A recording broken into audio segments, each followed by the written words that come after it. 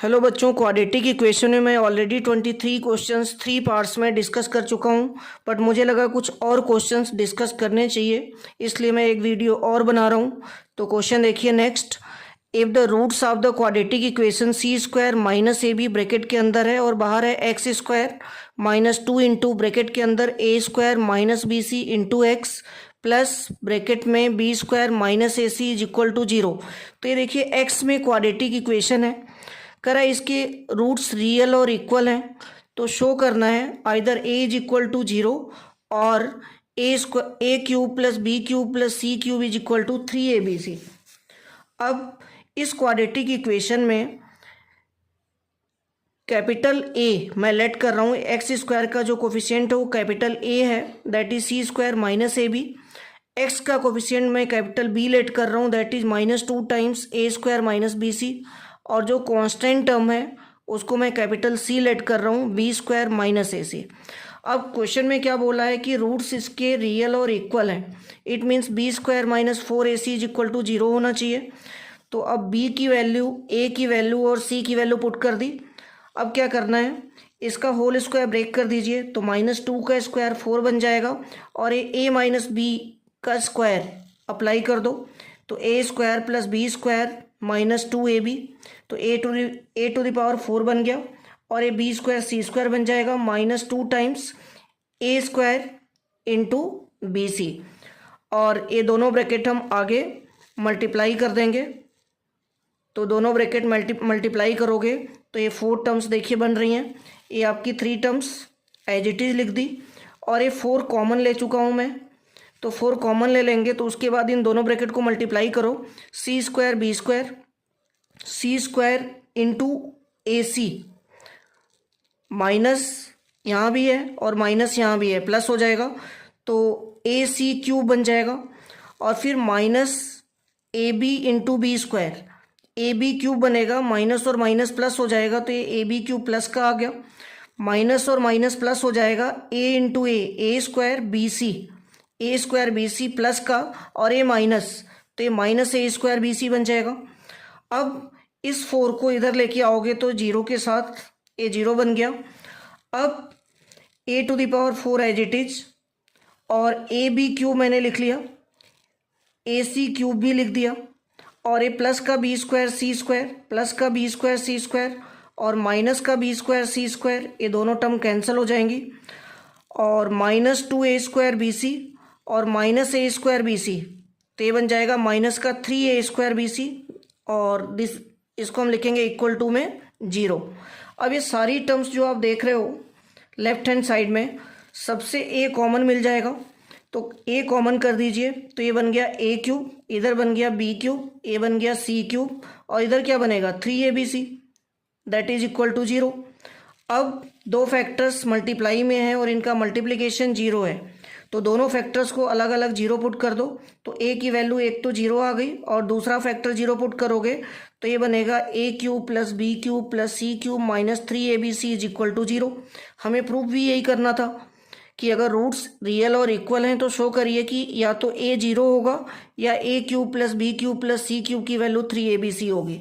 तो ये दोनों पार्ट हमने प्रूव कर लिए। अब हम चलते हैं नेक्स्ट क्वेश्चन पे। नेक्स्ट क्वेश्चन देखिए क्या है, तो नेक्स्ट क्वेश्चन है the numerator of a fraction is 3 less than it's denominator. Numerator of a fraction is 3 less than its denominator. If 2 is added to both of its numerator and denominator, then the sum of the new and original fraction is 29/20. Find the original fraction. तो मैंने late कर लिया कि जो denominator है वो x है, तो न्यूमरेटर क्या होगा, तो देखिए आपको बोला गया है कि न्यूमरेटर जो है फ्रैक्शन का वो 3 लेस है डिनोमिनेटर से, तो मैंने अगर डिनोमिनेटर x लेट कर लिया तो न्यूमरेटर को 3 कम कर दो, लेस कर दो, x माइनस 3 बन गया और फ्रैक्शन क्या बनेगा न्यूमरेटर अपॉन में डिनोमिनेटर, तो x माइनस 3 अपॉन x। अब जो सेकेंड स्टेटमेंट है इसकी उसमें क्या बोल रहा है, if 2 is added to both its numerator and denominator. देखिए न्यूमरेटर और डिनोमिनेटर दोनों में मैंने 2 ऐड कर दिया, कर है then 2 is added to both numerator and denominator, then the sum of new original fraction is 29/20. तो कह रहा है कि 2 ऐड करने के बाद अगर इसको हम ओरिजिनल फ्रैक्शन में ऐड कर दें तो इसका जो सम आता है वो 29/20 आता है। तो सबसे पहले देखिए 2 ऐड करके ये बन जा रहा है x-1 और अपॉन में आ रहा है x+2। तो इस फ्रैक्शन के साथ अपना ओरिजिनल फ्रैक्शन अगर ऐड कर दिया जाए अकॉर्डिंग टू क्वेश्चन तो इसकी वैल्यू आ रही है 29/20। अब इसका एलसीएम ले लो आप, तो x इंटू x+2 एलसीएम ले लिया तो x+2 से कैंसिल करोगे क्या बचेगा, x को इधर मल्टीप्लाई कर दो x-1 में, फिर x से डिवाइड करोगे तो x+2 बचेगा, x+2 को x-3 में मल्टीप्लाई कर दो और इसको हम लिखेंगे इक्वल टू 29/20। अब ये दोनों ब्रैकेट ब्रेक कर दीजिए तो x को अंदर मल्टीप्लाई करोगे क्या बनेगा, x² - x और x-3 को x+2 के साथ मल्टीप्लाई करके क्या बन रहा है, x into x, x², x into 2x -3 into x -3x -3 into 2 -6 और अपॉन में x को अंदर मल्टीप्लाई कर दो ब्रैकेट में x² + 2x, this is equal to 29/20। अब x² + x² क्या बन गया, 2x² और -x एंड -3x -4x बन जाएगा और प्लस का 2x मीन्स -2x आएगा और ये माइनस का 6। अब 2x² - 2x -6 को हमने क्रॉस मल्टीप्लाई कर दिया 20 से और ये x² + 2x को क्रॉस मल्टीप्लाई कर दिया 29 से। अब 29 को भी ब्रैकेट के अंदर मल्टीप्लाई कर लीजिए, 20 को भी ब्रैकेट के अंदर मल्टीप्लाई कर लीजिए। तो ये सारी टर्म्स मैंने लिख दी है एक साइड लाके, दिस इज इक्वल टू 0। तो ये देखिए 2 into 20 40x² -2 into 20 -40x -6 into 20 -120 और ये 29x² को दूसरी साइड लेके जाओगे लेफ्ट हैंड साइड में तो माइनस का बन जाएगा और 2 इंटू 29 58 होगा और लेफ्ट हैंड साइड में जाएगा तो -58 बन जाएगा। अब इसको हम थोड़ा सा सॉल्व कर देते हैं तो 40x² और -29x² क्या बनेगा, 11x², 40x -58x ये क्या बन जाएगा 98x और माइनस का 120 as it is, this is equal to 0। अब इसको हम मिडल टर्म स्प्लिटिंग से ब्रेक करें, अगर मिडल टर्म स्प्लिटिंग लगाइए तो 11x² -110x + 12x -120 is equal to 0।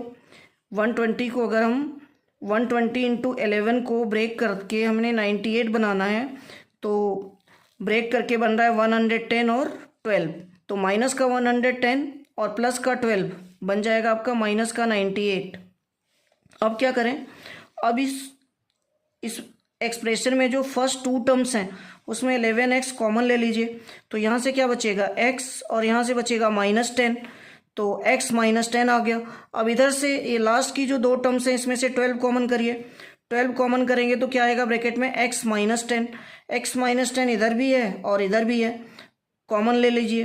तो x -10 कॉमन करने के बाद जो दूसरे ब्रैकेट में टर्म्स आएंगी दैट इज 11x + 12, तो ये दोनों ब्रैकेट का मल्टीप्लिकेशन क्या बन गया 0। अब इस ब्रैकेट से x की वैल्यू आएगी 10 और इस ब्रैकेट से x की वैल्यू आएगी -12/11, 2 वैल्यूज मिल गई आपको x की, बट ये नेगेटिव वैल्यू हम यहाँ पे नहीं लेंगे। तो फ्रैक्शन हमारा अब क्या बनेगा, फ्रैक्शन हमारा जो ओरिजिनल है दैट इज x -3/x, तो x की वैल्यू पुट कर दी यहाँ भी और यहाँ भी, तो ये बन गया आपका 7/10। हमारा जो फ्रैक्शन आया दैट इज 7/10। नेक्स्ट क्वेश्चन करें कि x के लिए सॉल्व करिए इसको, तो 1/x - 1 into x -2 plus 1/x - 2 into x -3 this is equal to 2/3। तो आप 1/x - 2 यहाँ भी है और यहाँ भी है, कॉमन भी ले सकते हो या इनका एलसीएम ले लो। तो एलसीएम कितना आएगा, x - 1 x - 2 एंड x -3। अब इन दोनों टर्म से डिवाइड करोगे तो क्या बचेगा x -3, तो x -3 को 1 से मल्टीप्लाई करके लिख दिया और इन दोनों टर्म से अगर इसको डिवाइड करोगे तो क्या बचेगा x -1, तो x -1 को 1 से मल्टीप्लाई करके लिख दिया। अब इसको सॉल्व करोगे तो x प्लस एक्स कितना आएगा 2x, माइनस का 3x और माइनस का 1 माइनस का 4 आ जाएगा। और जो एलसीएम में वैल्यूज हैं, जो ब्रैकेट्स में वैल्यूज हैं वो एज इट इज रख दी। This is equal to 2/3। अब ये ऊपर से न्यूमरेटर से 2 कॉमन कर दो तो ये आ गया x माइनस 2। अब इस x माइनस 2 से ये वाला x माइनस 2 कैंसिल हो गया और इस 2 से ये वाला 2 भी कैंसिल हो जाएगा। तो इधर क्या बचेगा 1/x minus 1 into X minus 3 और इधर बचेगा 1/3। क्रॉस मल्टीप्लाई कर दीजिए तो x minus 1 into X minus 3 क्या बन गया 3।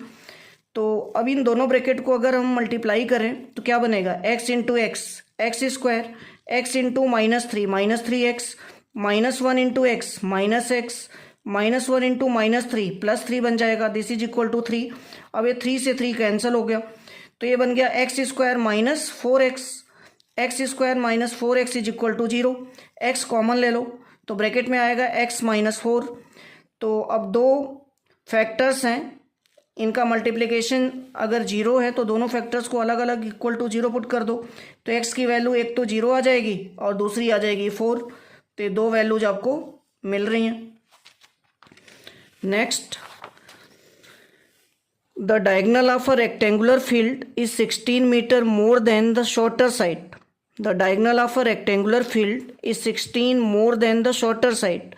If the longer side is 14 meter more than the shorter side, then find the lengths of the sides of the field.